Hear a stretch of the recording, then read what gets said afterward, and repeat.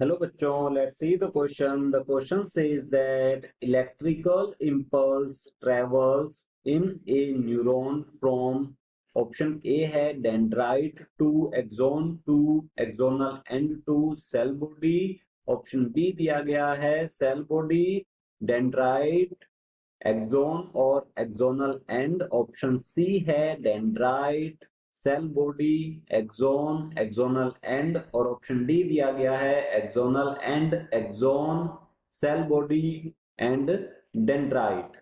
तो ये जो क्वेश्चन है इसमें हमसे पूछा गया है कि नर्व इम्पल्स या फिर जो इलेक्ट्रिकल इम्पल्स है वो कैसे ट्रेवल करती है न्यूरॉन के थ्रू. तो इस क्वेश्चन का जो की कंसेप्ट है वो हम यहाँ देख लेते हैं.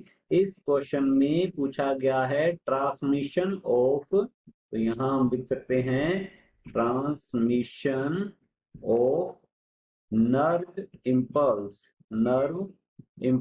नर्व इम्पल्स मीन जो एक इलेक्ट्रिकल इम्पल्स जिसे एक्शन पोटेंशियल भी कहते हैं वो एक न्यूरॉन के थ्रू, नर्व सेल के थ्रू कैसे ट्रेवल करती है.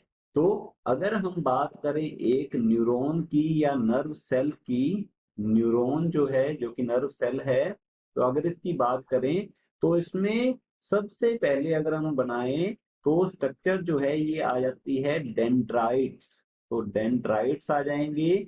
डेंड्राइट्स जो है ये प्रोजेक्शंस होते हैं सेल बॉडी के. और फिर आता है यहाँ पर सेल बॉडी या जिसे हम कहते हैं साइटोन. तो यहाँ पर आ जाएगा सेल बॉडी और साइटोन.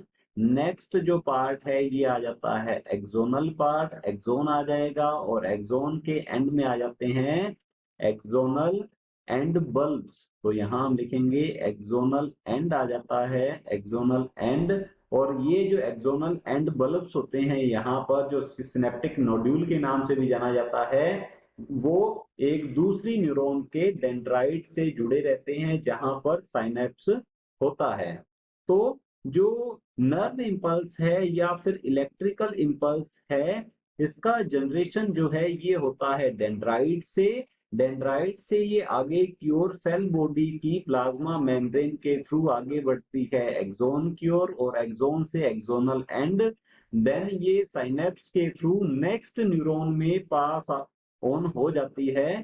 तो इस टाइप से ये हमारा रहेगा करेक्ट आंसर. यही सीक्वेंस रहेगा नर्व इम्पल्स के ट्रेवल होने का, यही पाथ होता है, यही पैसेज होता है. तो चलिए देखते हैं ऑप्शंस की ओर.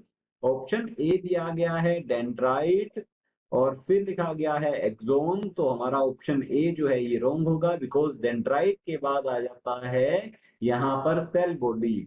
ऑप्शन बी है सेल बॉडी देन डेंड्राइट. तो हमारा ऑप्शन बी जो है ये भी रॉन्ग होता है, बिकॉज पहले जो नर्व इम्पल्स या इलेक्ट्रिकल इम्पल्स जो है उसका जनरेशन जो है वो डेंड्राइट से ही होता है.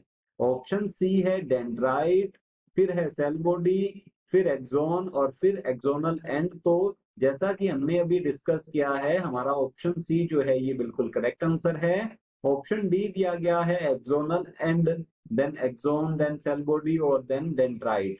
तो ये बिल्कुल रिवर्स दिया गया है, ऐसा नहीं होता है. नर्व इम्पल्स जो है रिवर्स ट्रेवल नहीं करती है. तो हमारा ऑप्शन डी जो है ये भी रॉन्ग होता है. Option C is the correct answer. Hope you understood it well. All the best. Thank you.